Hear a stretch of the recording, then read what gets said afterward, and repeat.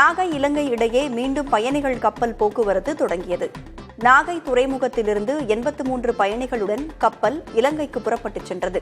கடந்த ஆண்டு ஆகஸ்ட் மாதம் 16ஆம் தேதி நாகை காங்கேசன் துறை இடையே பயணிகள் கப்பல் சேவை தொடங்கியது. வாரம் 5 நாட்கள் இரு மார்க்கமும் சென்று வந்த கப்பல் வடகிழக்கு பருவமழை தீவிரமடைந்ததால் பாதுகாப்பு கருதி தற்காலிகமாக நிறுத்தப்பட்டது. இந்த நிலையில் அனைத்து அனுமதிகளும் பெறப்பட்டு 83 பயணிகளுடன் பயணிகள் கப்பல் நாகை துறைமுகத்திலிருந்து புறப்பட்டது. இனி செவ்வாய்க்கிழமை தவிர வாரத்திற்கு 6 நாட்களும் இயக்கப்பட உள்ளதாக அறிவிக்கப்பட்டுள்ளது.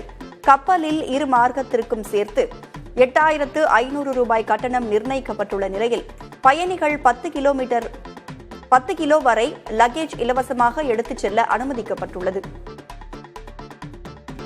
கிருஷ்ணகிரி மாவட்டம் தேன்கனிக்கோட்டை பேருந்து நிலையத்தில் தாயாரால் துன்புறுத்தப்பட்ட 7 வயது சிறுமி படுகாயங்களுடன் மீட்கப்பட்டு மருத்துவமனையில் அனுமதிக்கப்பட்டார். வட்டார மருத்துவர் ராஜேஷ்குமாருக்கு கிடைத்த தகவலின் அடிப்படையில் மருத்துவக் குழுவினர் இணைந்து சிறுமியை மீட்டனர். கணவரை பிரிந்த சிறுமியின் தாய் அவரை அடித்து துன்புறுத்தி யாசகம் எடுக்க வைத்ததும் அதில் கிடைத்த பணத்தை வைத்து மது வாங்கி குடித்ததும் காவல்துறை விசாரணையில் தெரியவந்தது. இதுகுறித்து சிறுமியின் தாயாரிடம் காவல்துறையினர் விசாரித்து வருகிறார்கள். சேலத்தில் 13 வயது சிறுமிக்கு பாலியல் தொல்லை அளித்த புகாரில் தலைமறைவாக இருந்த உறவினர் போக்சோவில் கைது செய்யப்பட்டார். சிறுமி தாத்தா வீட்டிற்கு சென்றபோது தாய்மாமன் மோகன்குமார் அவருக்கு பாலியல் தொல்லை அளித்ததாக தெரிகிறது.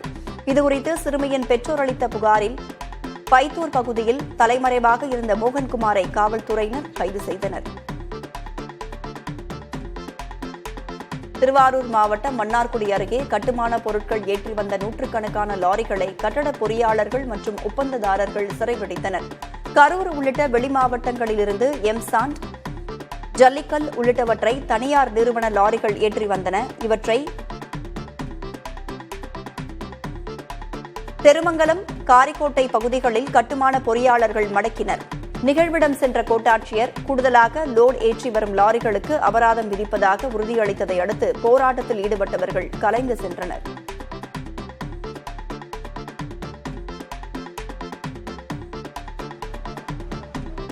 தமிழ்நாட்டில் இருவேறு மாவட்டங்களில் மாட்டுவண்டி பந்தயம் உற்சாகமாக நடைபெற்றது. புதுக்கோட்டை மாவட்டம் மணமேல்குடியில் நடைபெற்ற மாட்டுவண்டி பந்தயத்தில் 100க்கும் மேற்பட்ட ஜோடி மாடுகள் சீறி பாய்ந்தன. போட்டியில் வெற்றி பெற்ற ஒவ்வொரு பிரிவுகளிலும் முதல் 3 இடங்களை பிடித்த வண்டிகளின் உரிமையாளர்களுக்கு ரொக்க பரிசும் கோப்பைகளும் வழங்கப்பட்டன. முன்னாள் முதல்வர் ஜெயலலிதாவின் பிறந்த நாளை முன்னிட்டு மதுரை மாவட்டம் மேலூரில் மாட்டுவண்டி பந்தயம் நடைபெற்றது. 49 ஜோடி மாட்டு வண்டிகள் பங்கேற்று பந்தய தூரத்தை சீறி பாய்ந்து கடந்தன. கொட்டக்குடியைச் சேர்ந்த பசுபதி என்பவர் ஓட்டிச் சென்ற மாட்டு வண்டியில் ஒரு சக்கரம் உடைந்த நிலையிலும் 2 கிலோமீட்டர் தூரம் ஓட்டிச் சென்று 3வது பரிசை தட்டிச் சென்றார். வெற்றி பெற்ற மாட்டு வண்டி உரிமையாளர்களுக்கு ரொக்கம் மற்றும் கோப்பைகள் பரிசாக வழங்கப்பட்டன. வழக்கமாக புதிய படங்கள் ரிலீஸின் போது மொட்டை அடிப்பது, கிடா வெட்டுவது என நேர்த்திக்கடன் செலுத்தும் விஜய் ரசிகர்கள் கட்சி தொடங்கிய பின்னரும் அதே பாணியிலான நேர்த்திக்கடனை செலுத்தியுள்ளனர். தமிழக வெற்றிக் கழக தலைவர் விஜய் முதல்வராக வேண்டி மதுரையில் உள்ள 18ஆம் படி கருப்பண்ணசாமி கோவிலில் அக்கட்சியினர் கிடா வெட்டியும் மொட்டை அடித்தும் நேர்த்திக்கடனை செலுத்தினர். பின்னர் அப்பகுதி மக்களுக்கு கிடா விருந்து வைத்தனர்.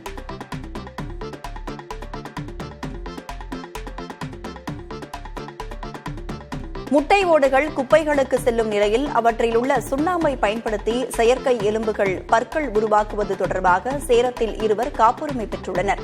சேலம் பெரியார் பல்கலைக்கழகத்தில் இயற்பியல் துறையில் முட்டை ஓடுகளை பயனுள்ள பொருட்களாக மாற்றுவது குறித்த ஆராய்ச்சி பேராசிரியர் கிரிஜா தலைமையில் நடைபெற்று வருகிறது.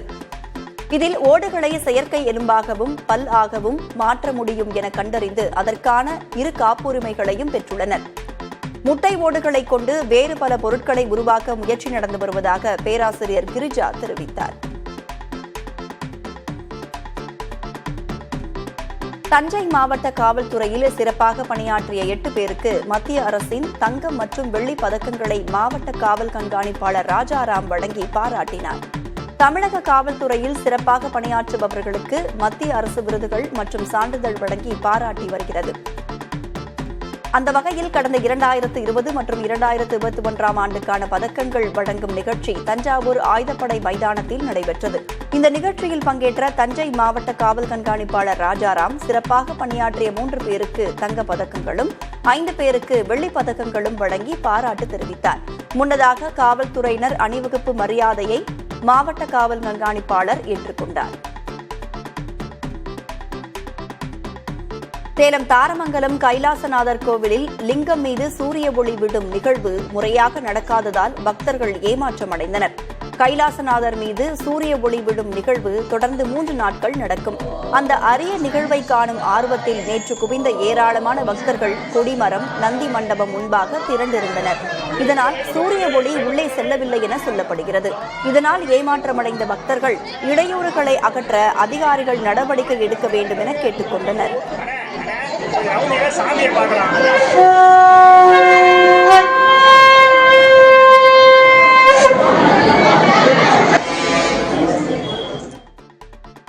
நீலகிரி மாவட்டம் உதகை நகரின் அருகே உள்ள ஷூட்டிங் மட்டம் பகுதியில் ஒற்றை காட்டு யானை சுற்றித் திரிவதால் பழங்குடியின மக்கள் அச்சம் தெரிவிக்கின்றனர். உதகையிலிருந்து கூடலூர் செல்லும் தேசிய நெடுஞ்சாலையில் அமைந்துள்ள ஷூட்டிங் மட்டம் மற்றும் 9வது மைல் பகுதியில் பழங்குடியினர் குடியிருப்புகள் உள்ளன. இப்பகுதிக்கு அதிகளவு சுற்றுலா பயணிகள் வந்து செல்வது வழக்கம். இந்த நிலையில் இப்பகுதியில் ஒற்றை யானையின் நடமாட்டம் இருப்பதை இங்குள்ள சிலர் படம் பிடித்து வனத்துறையினருக்கு தகவல் தெரிவித்துள்ளனர். அசம்பாவிதங்கள் நடக்கும் முன் யானையை கண்காணித்து அடர்ந்த வனப்பகுதிக்குள் அனுப்ப வேண்டும் என்று உதகை பகுதி மக்கள் கோரிக்கை வைத்துள்ளனர்.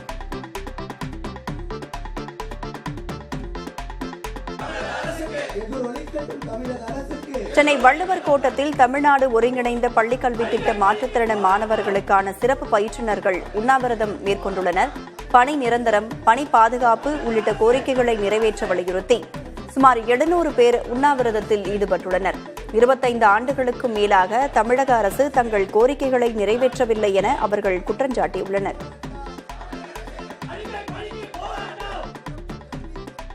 நாமக்கல் மாவட்டம் வள்ளிபுரம் அருகே சமுதாய கூடம் மற்றும் மேல்நிலை நீர்த்தேக்க தொட்டி அமைய உள்ள இடத்தை மத்திய இணையமைச்சர் எல் முருகன் நேரில் ஆய்வு செய்தார். நாடாளுமன்ற உறுப்பினர் நிதியிலிருந்து இவை கட்டப்பட்ட உள்ள நிலையில் அவற்றை 50 லட்சம் ரூபாய் மதிப்பீட்டில் கட்டி முடிப்பதற்கு அரசு அலுவலர்களுக்கு மத்திய இணையமைச்சர் முருகன் அறிவுறுத்தல் வழங்கினார். பல்வேறு நிகழ்ச்சிகளில் கலந்து கொள்ள வருகை தந்த அவர் புதுப்பாளையம் பகுதியில் உள்ள பெருமாள் கோவிலில் குடும்பத்துடன் சுவாமி தரிசனம் மேற்கொண்டார். இதனைத் தொடர்ந்து நாமக்கல் ஆஞ்சநேயர் கோவிலில் நடைபெற்ற பூஜையில் கலந்து கொண்டு அவர் சுவாமி தரிசனம் செய்தார்.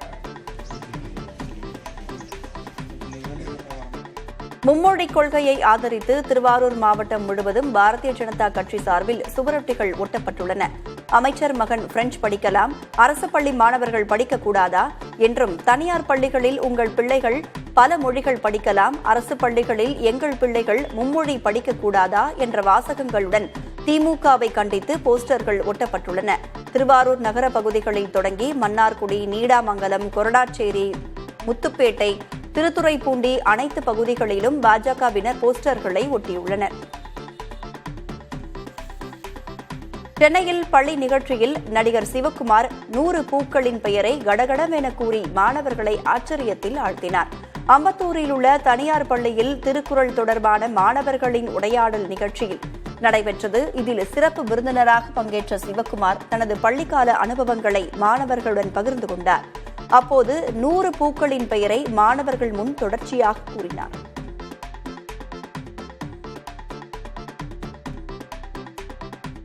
நீங்கள் எல்லோரும் பல்லாண்டு வாழ வேண்டும் என்று வாழ்த்தி விடுகின்றேன். அந்த பூவோட பேரு வள்ளிதழ் ஒன்சங்காந்தல் ஆம்பல் அனச்சம் தன்கைய கோவிலை குறிஞ்சி வெச்சி செங்குடு வேரி தேமா மணிச்சகை உறுதினார் அவிழ்த்து முந்தூள் கூவிளம் எரிபொலை எருளம் சுள்ளி கூவரம் வடவனம் வாகை வான்பூங்குடசம் எருவை செருளை மணிப்பூங்கருளை பைனி வாணி பல்லன குரவம் பசுமிழி வகுளம் பல்லனக்காயா விரிமலர் ஆவரி வேரல் சூரல் குறியி பூளை குறுநெடுங்கண்ணி குறுகலை மருந்தம் விரிபூங்கோங்கம் போங்கம் திலகம் தேங்கமிழ் பாதிரி செறிந்தி அதில் பெருந்தன் சண்பகம் கரந்தை குழவை கடிகமிழ் களிமா பல்லை தாழை கல்லூர் முல்லை கொல்லை படவம் சிறுமார் ஓடம் வாடை வள்ளி நீண்ட நெய்தல் தாழை தளவம் முண்டாட்டாமரை மொபல் நரந்தன் கோகுடி சேடல் செம்மல் சிறுசங்குழலி கோடல் கைதை கொங்குமுதி நறுவடை காஞ்சி மணிக்குலை கல்கமல் நெய்தர் பாங்கர் மராம் பல்புந்தணக்கம் இங்கே லவம் தூங்குழல் கொண்டை அரும்பு அமலாத்தி நெடுங்குடி வகை பகண்டை பலகாசம் பல்புண்டி வஞ்சி பிச்சகம் சிந்துவாரம் தும்பை துழாய் சுடற்பூந்தோந்தி நந்தி நரவம் நரம்பூர் நாகம் பாரம் பேரம் பைங்குடு கத்தி ஆரம் கால்வி கடியில் முன்னை நரந்தம் நாகம் நள்ளு நாடி மாயில் குந்தும் வேங்கை பெறவும் இந்த பூவெல்லாம் எல்லாரும் மேலே தூவி நீங்க எல்லோரும் பல்லாண்டு வாழ வேண்டும். பல்லாண்டு வாழ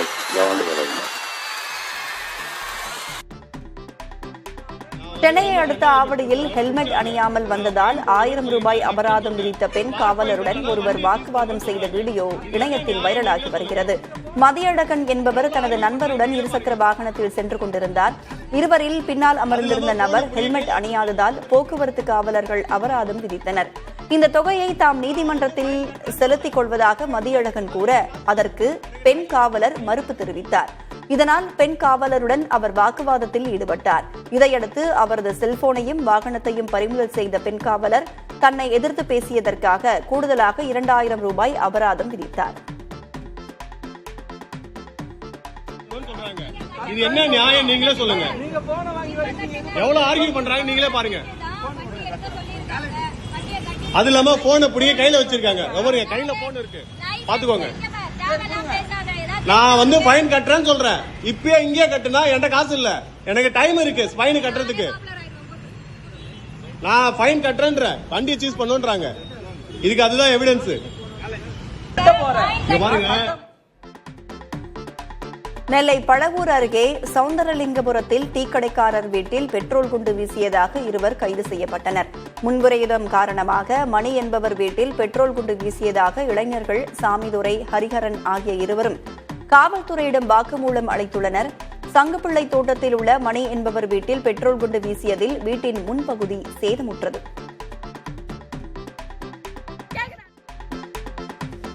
சென்னை சைதாப்பேட்டை சின்னமலை பகுதியில் தேவாலய பணிகளை பாஜகவினர் தடுத்து நிறுத்தியதால் பரபரப்பு ஏற்பட்டது.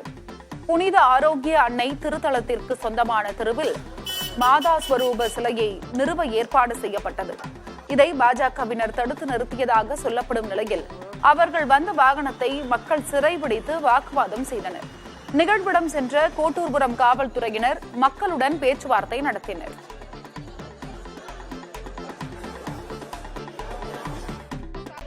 போட்டுட்டு பிஜேபி ஆளுங்கன்னு சொல்லிட்டு 4-5 கார்ல வந்தாங்க சார். 4-5 கார்ல வந்துட்டு அதுவும் பொம்பளைங்களை இடிக்கிற மாதிரி வந்துட்டு புடவைங்களை இழுக்கிற மாதிரி எப்படி இதே மாதிரி பண்ணிட்டு இருந்தா எங்களுக்கு என்ன பாதுகாப்பு இருக்கு? இது வந்து இந்து நாடு, இது வந்து கிறிஸ்துவங்களுக்கு கிடையாது, அதனால இது வந்து யாருக்கு கிடையாது அப்படின்னு சொல்லிட்டு இங்க கட்டி வச்சிருந்த ஆர்ச்சை வந்து கடபரி எடுத்துட்டு கொடுத்ததுக்காக நான் போறேன்ட்டு நேரா போறேன். எல்லாரும் தடுத்து நிறுத்தினாங்க. இங்க இருக்கிற ஸ்டாச்சு யாருனாவது வச்சீங்கன்னா ஸ்டாச்சு அடிச்சு ஒடிப்போம் அப்படின்னு அவர் சொல்றாரு. சேலம் மாவட்டத்தில் 2 இடங்களில் நடைபெற்ற ஆட்டுச்சந்தையில் 1,35 லட்சம் ரூபாய் மதிப்பில் ஆடுகள் விற்பனையாகின. ஓமலூர் மற்றும் காருவாள்ளி ஆகிய பகுதிகளில் ஆட்டுச்சந்தைகள் நடைபெற்றன. மாவட்டம் முழுவதும் கோவில் திருவிழாக்கள் நடைபெற்று வருவதால் ஆடுகள் விற்பனை அமோகமாக இருந்ததாக வியாபாரிகள் கூறினர். ஓமலூர் ஆட்டுச்சந்தைக்கு அழைத்து வரப்பட்ட வெள்ள ஆடுகள் முற்றிலுமாக விற்று தீர்ந்ததாகவும், காரவள்ளி சந்தையில் செம்மறி ஆடுகள் அதிக அளவு விற்கப்பட்டதாகவும் வியாபாரிகள் தெரிவித்தனர்.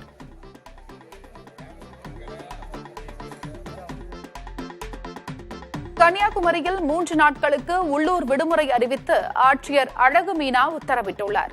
மகா சிவராத்திரியை ஒட்டி சிவாலய ஓட்டம் நடக்க இருப்பதால் பிப்ரவரி 26ஆம் தேதி உள்ளூர் விடுமுறை அளிக்கப்பட்டுள்ளது.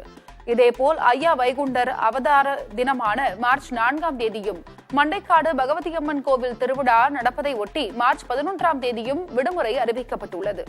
விடுமுறைகளை ஈடு செய்ய மார்ச் 8, 23 மற்றும் ஏப்ரல் 12 ஆகிய தேதிகள் வேலை நாட்களாக அறிவிக்கப்பட்டுள்ளன.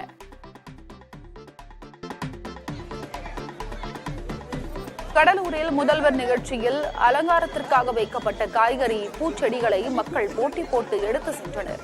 வாழை, பலா, கரும்பு, பீட்ரூட், இளநீர் உள்ளிட்டவை கொண்டு அலங்கார வளைவு அமைக்கப்பட்டிருந்த நிலையில் நிகழ்ச்சி முடிந்து செல்லும் போது மக்கள் அவற்றை எடுத்து சென்றனர். இதை கண்ட காவல்துறையினர் மக்களை விரட்டி அடித்த நிலையில் வேளாண் துறையினர் அவர்களோடு சண்டையிட்டு காய்களை மீண்டும் வாங்கி வந்தனர்.